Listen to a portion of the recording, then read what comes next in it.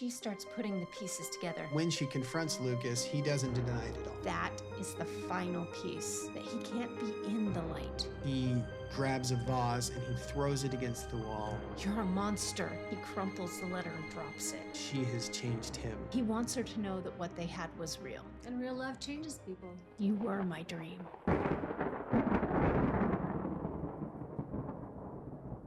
Welcome back. I am Matt Collier. I'm Crystal Collier. I'm Tara Denham. And we're here to talk Immortal, the musical. This week we have My Dream.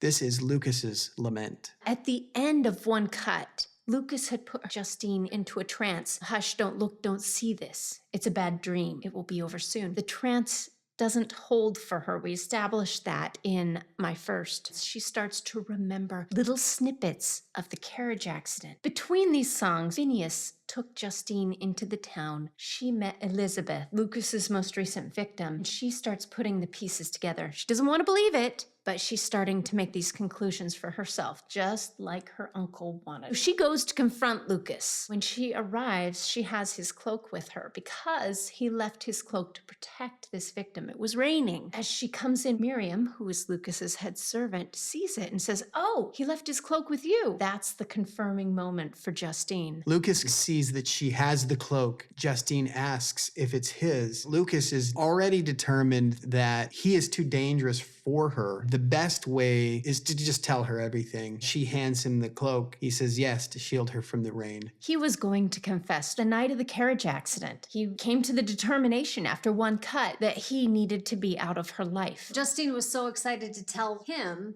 that she was in love with him. He didn't get a chance to tell her what was so important. Between the Absolutely. journal that she was reading, the carriage accident, the interview with Elizabeth, she's putting together the pieces. When she confronts Lucas, he doesn't deny it at all. He sings to himself, "And now you'll flee." That's what I have to expect. She's having a very difficult time processing. Lucas forces her to make this realization. Justine connects all these pieces. She stumbles back from Lucas and catches herself on the drapes on the window and accidentally flings them open. He shies away from the light. That is the final piece. The piece that she got from her ancestor's journal, that he can't be in the light. And she says, "You're a monster." That slaps Lucas in the face. As she runs away from him, Lucas is distraught. This is what he wanted to happen. He wanted her to be kept safe, but it hurts, and it hurts more than he expected it would. He tries to follow after her. He wants to soften the blow. He loves her. He's stopped by the light. He's frustrated. This has all come to a head in a way that is just breaking his heart. He grabs a vase and he throws it against the wall. Miriam comes in. She sees this disarray that the room is in and him huddling in a corner in the light.